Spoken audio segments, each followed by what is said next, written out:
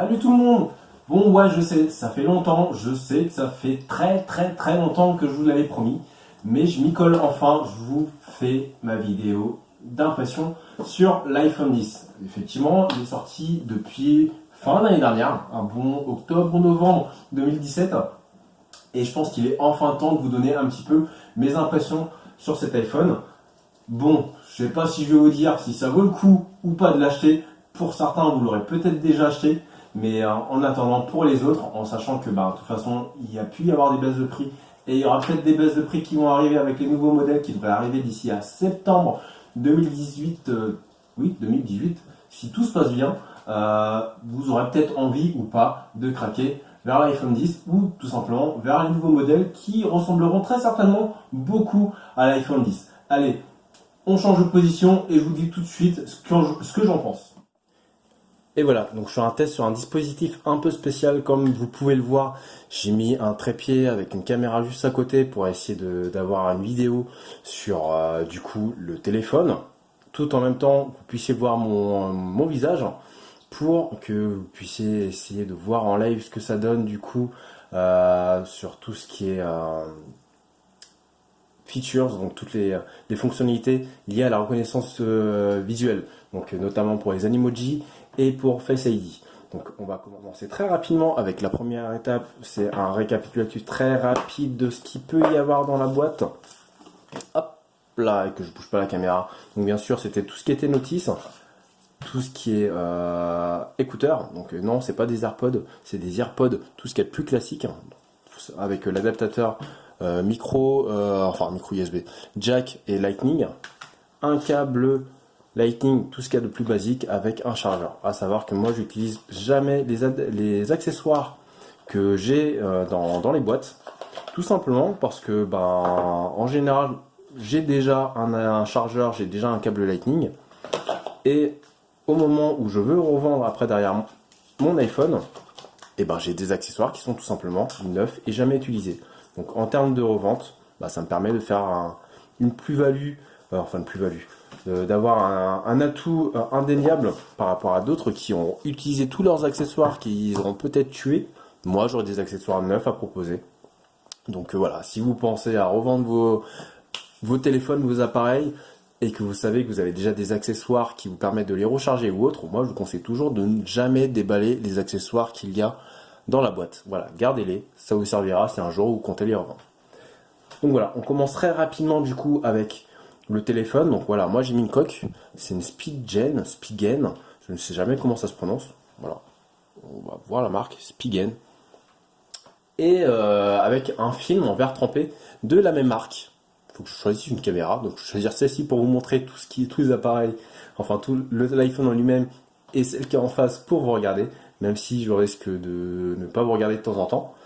Donc voilà, c'est des accessoires, que ce soit en verre trempé et pour la coque sur du Spigen. Je vais le retirer pour que vous puissiez revoir l'iPhone qui est vraiment très beau. Donc avec un arrière en verre, en sachant que le film, lui, est vraiment très fin. J'ai trouvé un film qui arrive à faire carrément le bord à bord, on en trouve très facilement. Et on va dire seule chose un peu dommageable que je peux trouver sur le téléphone, c'est juste la caméra qui ressort pas mal. Mais une fois qu'on l'a glissé dans une coque, et je pense que vous le mettrez tous dans une coque, voilà, cette caméra on la voit plus du tout. À savoir que les coques ne gênent absolument pas pour tout ce qui est recharge sans fil, puisque oui, le téléphone est compatible avec de la recharge sans fil. Donc voilà, c'est le genre d'accessoire qui se trouve à pas cher, qui fonctionne très bien, et que honnêtement je vous conseille de prendre, puisque maintenant le soir pour recharger, je pose juste sur son socle, je ne me prends même plus la tête à le brancher. Même dans la voiture, j'ai trouvé un accessoire, enfin un support voiture avec une recharge sans fil, donc j'ai juste à le poser pareil dans la voiture et ça me permet de pouvoir le récupérer très rapidement et encore une fois de ne pas avoir 10 000 câbles qui traînent un peu partout dans la maison, à côté du lit, dans la voiture et autres. Voilà, donc la recharge rapide est une des fonctionnalités du coup de l'iPhone 10 et de l'iPhone 8, puisque l'iPhone 8 également est compatible avec la recharge rapide. Et honnêtement, même si ça a pris son temps avant d'arriver, même si beaucoup de marques le proposaient déjà depuis longtemps, C'est vraiment une fonctionnalité qu'on ne peut pas à côté desquelles on ne peut pas passer à côté. Voilà. Donc l'une des grosses particularités de l'iPhone 10, c'est tout simplement sa caméra avant. Voilà, donc c'est l'encoche qu'il y a juste devant ici, qui tout simplement en fait est l'endroit où se positionne Face ID. Donc Face ID, c'est une technologie qui permet tout simplement d'avoir une reconnaissance faciale. J'ai pas tous les détails, je pense que si vous les trouverez très facilement sur internet, mais en bref, ça va faire une modélisation 3D du visage pour au final avoir une reconnaissance faciale qui est très poussée et avoir un risque de falsification, enfin oui, là c'est le seul mot qui me vient à l'esprit, à la tête, de très faible. Donc en fait, mis à part pour les jumeaux, sauf si vous avez un sosie maléfique quelque part dans le monde, il y a peu de chances que quelqu'un puisse déverrouiller votre iPhone à votre place, en tout cas juste en reconnaissance faciale. S'il a le mot de passe, bien sûr, il le retrouvera. Puisque je vais faire une démonstration très rapide. Hop là. J'ai juste à le regarder, voilà. On voit le petit cadenas qui est déverrouillé. Juste parce que je l'ai regardé. Voilà, avec mes lunettes. Je vais faire la même chose sans mes lunettes. Voilà, encore une fois, il se déverrouille très rapidement. Attendez. Je vais chercher un chapeau, tiens. On va voir si avec un chapeau, il me retrouve. Donc voilà, je me mets un chapeau. On va voir si avec le chapeau, il me reconnaît. Et il me reconnaît. Voilà, aucun souci. Il déverrouille. On va faire un test avec une paire de lunettes de soleil. Voilà, aucun souci. Il déverrouille. Il n'y a aucun souci. On va faire le combo paire de lunettes plus chapeau. Pareil, il me reconnaît. Ça déverrouille. Donc voilà, je ne vais pas faire le test non plus avec la moustache, avec une barbe, avec voilà. Vous aurez compris que vous ayez un chapeau, que vous ayez une paire de lunettes de soleil, que vous n'en ayez pas. Mais même de toute façon, si vous avez un bonnet, si vous avez une écharpe, si vous êtes dans le noir, puisque même dans le noir complet, ça fonctionne. Là, je vais pas faire le test parce qu'honnêtement, d'un point de vue caméra, luminosité, c'est un peu plus compliqué. Mais même dans le noir complet, il vous reconnaît. Donc, il faut vraiment pas avoir peur de ce côté-là. Honnêtement, c'est vraiment très bien fait. Je dirais, la seule chose qui pourrait repousser certaines personnes, ça serait la petite latence qu'il peut y avoir des verrouillages par rapport à Touch ID qui pouvait être beaucoup plus instantané. Mais voilà, c'est un coup de main à prendre. Moi, de mon côté, ça ne prend aucun souci en sachant que au final, on s'y fait très rapidement. Voilà, c'est le temps de quelques millisecondes.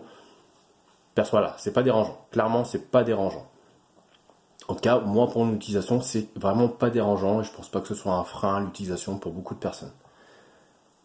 Toujours lié à Face ID, il y a bien sûr les Animoji, qui était une des fonctionnalités qui avait été présentée, qui en plus là récemment a eu une mise à jour, enfin va avoir une mise à jour avec iOS 12 qui va sortir à la rentrée justement, où Face ID et les Animoji reconnaîtront le fait de tirer la langue.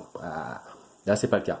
Par contre, on voit très bien que du coup, il me reconnaît. Si je bouge, si je souris, si j'ouvre la bouche, si je fronce les yeux, voilà, il me reconnaît. Je vais même le filmer. On va prendre le tien. On va prendre le lion. Tiens, le lion il est marrant. Avec sa petite crinière qui bouge. On va se filmer. Donc, hop là, non, supprimer. Il faut rester appuyé. Ça enregistre 12 secondes.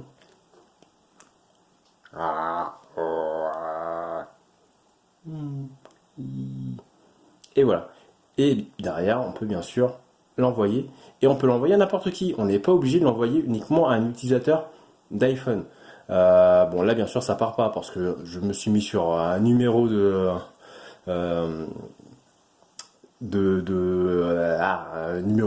j'ai plus le terme, numéro prépayé, on va dire ça comme ça, j'ai plus le terme. Mais bien sûr, si je veux l'envoyer à un utilisateur d'Android, donc qui n'a pas iOS, ou même un utilisateur d'iPhone qui n'a pas activé iOS, ça ne pose aucun problème. Il va juste le recevoir sous forme de vidéo, il aura quand même le son, il aura tout le mouvement, Donc voilà, ça reste plutôt cool. C'est un gadget, clairement c'est un gadget, mais c'est plutôt marrant, voilà. Après, pour le reste, honnêtement, on reste sur un iPhone, tout ce qui est plus classique. La seule grosse révolution, bien sûr, mis à part Touch ID, enfin Face ID, ça va être la disparition du bouton de central, qui est remplacé tout simplement par un sweep, voilà, qui va permettre de pouvoir revenir en arrière sur les applications, ou tout simplement de lancer le multitâche. Honnêtement, franchement, c'est quelque chose qui perturbe le temps de quelques secondes, même pas, on va dire, allez, 30 secondes, une minute. Une fois qu'on a pris le pli, on s'y fait très rapidement, d'autant plus que même maintenant, des téléphones Android, ils faisaient peut-être déjà avant l'iPhone, j'en sais rien, mais ça existe sur des téléphones Android. Et honnêtement, je trouve ça beaucoup plus intuitif que d'appuyer sur le bouton pour changer d'application, pour switcher. En sachant que, pareil, du fait qu'il n'y ait plus de bouton, on peut switcher très rapidement d'une application à une autre, juste en swipant de droite à gauche. Et ça, pareil, c'est vraiment un gain de temps qui est vraiment fou. Enfin, je compte même plus le nombre de fois où je passais très rapidement d'une application à une autre. J'envoie un message, je me retournais très rapidement sur la musique pour choisir, pap, après je reviens sur mes messages, je reviens en arrière, je vais aller sur le navigateur, pap. Enfin, ça peut paraître très très bête, on reste sur iOS, mais je pense que pour un utilisateur d'iPhone de longue date, c'est peut-être la plus grosse révolution qu'il puisse avoir eu sur l'iPhone et sur l'utilisation d'un iPhone depuis longtemps. Quelqu'un qui a un iPhone 6, qui a un iPhone 7 et qui veut passer à l'iPhone 8, oui, aura un gain de puissance qui sera là. Qui est d'ailleurs relativement similaire à ce qu'on a dans l'iPhone 10. L'iPhone 10 n'est pas beaucoup plus puissant, voire même pas plus puissant que l'iPhone 8 actuel ou que l'iPhone 8 Plus actuel. Par contre, en termes d'utilisation, il y a vraiment une grosse différence, ne serait-ce que par la présence de Face ID, ne serait-ce que par ces changements sur l'utilisation d'iOS. Ouais, c'est quelque chose qui change beaucoup. Et en tout cas, qui pour moi, qui auparavant avait un iPhone 6, un 6 Plus pour être exact, vaut vraiment le coup d'avoir changé de téléphone. Bien sûr, il y a également le côté, enfin l'écran OLED, où on est sur un vrai écran OLED, qui du coup permet d'avoir des noirs vraiment noirs, c'est-à-dire que tous les pixels noirs qu'on va voir sur l'iPhone, c'est tout simplement du pixel éteint. Donc on a des contrastes qui sont plus prononcés, on a des sombres qui sont vraiment beaucoup plus sombres. Enfin, j'arrive à trouver, voilà, fond d'écran. On a vraiment quelque chose de beaucoup plus agréable et ça peut se voir notamment sur des fonds d'écran. Bon là forcément on le verra moins bien, mais sur les fonds d'écran qu'ils proposent, qui sont vraiment très très bien faits pour l'iPhone 10, et ils ont même été jusqu'à proposer un fond d'écran tout simplement noir, puisque du coup ça permet tout simplement une économie d'énergie, puisque du coup ce sont des pixels qui ne sont pas allumés. Là à savoir que du coup les seuls pixels qui seront allumés et la seule utilisation d'énergie qui apparaîtra là sur l'iPhone, ça va être pour l'heure, la date, aperçue en haut, et la barre blanche qui est en bas. Tout le reste, l'écran est éteint. Donc voilà. Donc forcément, en utilisation, je pense que vous serez tous sujets à mettre un fond d'écran coloré, ce qui peut se comprendre, hein. J'ai un fond d'écran coloré moi aussi. Mais voilà, ça peut être une solution pour économiser un petit peu d'énergie, en sachant que du coup, beaucoup d'applications proposent des modes nuit maintenant, et des modes nuit avec vraiment un vrai noir. Donc qui permettra du coup d'avoir une vraie économie d'énergie et d'avoir un écran beaucoup moins lumineux également si on veut l'utiliser le soir, puisque au final on aura plus ce rétroéclairage d'un noir rétroéclairé, alors que au final c'est juste du noir. Là on aura juste par exemple le bleu qui sera rétroéclairé. Voilà. Donc ça peut paraître gadget, ça peut paraître bizarre dit comme ça, mais voilà, ceux qui ont un téléphone avec un écran OLED, que ce soit pour le coup un iPhone 10 ou tout simplement un téléphone Android, Je pense que vous savez de quoi je parle et vous savez vraiment la différence entre un écran LCD et un écran OLED. Voilà. Donc, donc voilà, je vais pas m'attarder beaucoup plus que ça dessus. Je pense que voilà, pour la vidéo, je la fais assez tard. Vous en avez vu déjà beaucoup sur internet.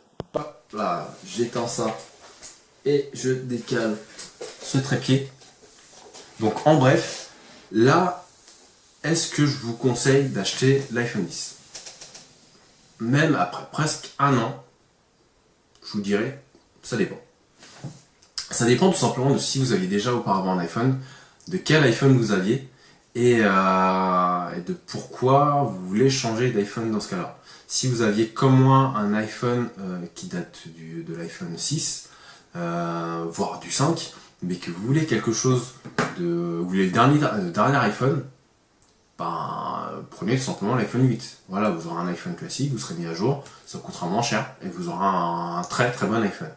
Par contre, si vous avez un iPhone Plus, donc le grand format, mais que vous êtes fan de ce grand écran, et par contre vous n'en pouvez plus d'avoir un gros téléphone dans la poche, bah ouais, là carrément je vous dirais prenez un iPhone 10. Là on a tout simplement la taille d'écran d'un iPhone 6, 7, 8 Plus, voire même un peu plus grand si je ne me trompe pas, mais par contre on est sur l'encombrement d'un iPhone 6, d'un iPhone 7, d'un iPhone 8. Donc ouais, non, ne serait-ce que dans la poche, ça se sent. Et c'est beaucoup plus agréable que d'avoir bon, je suis péjoratif, mais d'avoir entre guillemets cette grosse brique dans la poche. Aussi bien soit les iPhone 6, 7 et 8 Plus.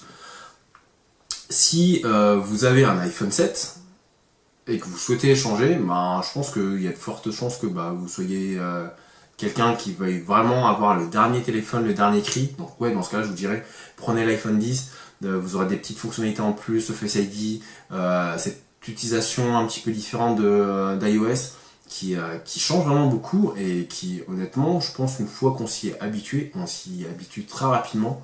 On n'a pas vraiment envie de revenir en arrière avec le bouton physique pour utiliser tout simplement son téléphone. Et si vous êtes utilisateur Android, tout dépend de l'Android que vous aviez. Je pense que si vous avez un smartphone Android entre guillemets pas cher, par pas cher j'entends à moins de 300 euros. Même s'il y a de très bons téléphones Android à moins de 300 euros, attention c'est pas péjoratif. Non, je vous dirais tout simplement prenez un iPhone 8 classique.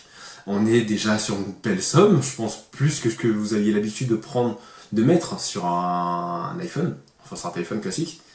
Mais voilà, vous aurez quasiment les mêmes fonctionnalités que l'iPhone X, donc l'iPhone 10, hors Face ID et hors la disparition du bouton physique. Si vous avez l'habitude plutôt d'un smartphone Android plus haut de gamme, donc par exemple avec la double caméra, avec déjà de la reconnaissance faciale, ce genre de choses, donc tout simplement ce qu'on peut avoir sur des très haut de gamme type Samsung, type Huawei ou ce genre de choses, donc P20, S9, Note 8, tout ce genre de choses. Donc déjà en général avec des grands écrans, ouais, là je vous conseille plutôt de prendre l'iPhone 10, surtout que il y a déjà eu quelques baisses de prix, il y a déjà des magasins qui le proposent à moins cher que ce qui pouvait être proposé au moment de sa sortie. Bien sûr, il n'y a plus de soucis de stock. Donc ouais, moi je vous dis plutôt de partir sur ce modèle-là qui sera peut-être plus dans les attentes que vous pourriez avoir d'un iPhone très haut de gamme. Voilà, pareil, j'ai pas spécialement montré la différence, par rapport aux vidéos que j'ai pu faire auparavant, j'ai pas montré la différence de rapidité entre un iPhone d'une génération précédente et celui-ci. J'ai pas d'iPhone 7, j'ai pas eu d'iPhone 7, j'ai eu un iPhone 6 que j'ai revendu. Là, si je fais un comparo, honnêtement, oui, l'iPhone 10 le tue, mais oui, largement. Donc, ça serait pas pertinent, je pense. J'essaierai quand même de rajouter très rapidement dans la vidéo une partie où je vous montre côte à côte un iPhone 10 et un iPhone 6, en sachant que c'est la même taille que les iPhone 7 et 8. Donc, ce qui peut vous donner une idée de la taille du téléphone et de voir si justement c'est un encombrement qui vous plaît ou pas. Donc voilà. Je pense que j'ai fait rapidement le tour. Là, je vois pas plus de choses que ça à vous donner. Si vous avez d'autres questions, n'hésitez pas, vous pouvez me les poser soit dans les commentaires juste en dessous, soit sur ma page Facebook, donc Clarky Kent. Et c'est déjà pas mal. Donc voilà, n'hésitez pas à me les poser, je me ferai un plaisir de vous répondre juste en dessous. Et moi du coup je vous dis à la prochaine avec une vidéo de déballage, d'impression. Je sais pas trop sur quoi je vais me lancer pour la prochaine fois, mais je vous dis juste ciao. Allez, à plus tard.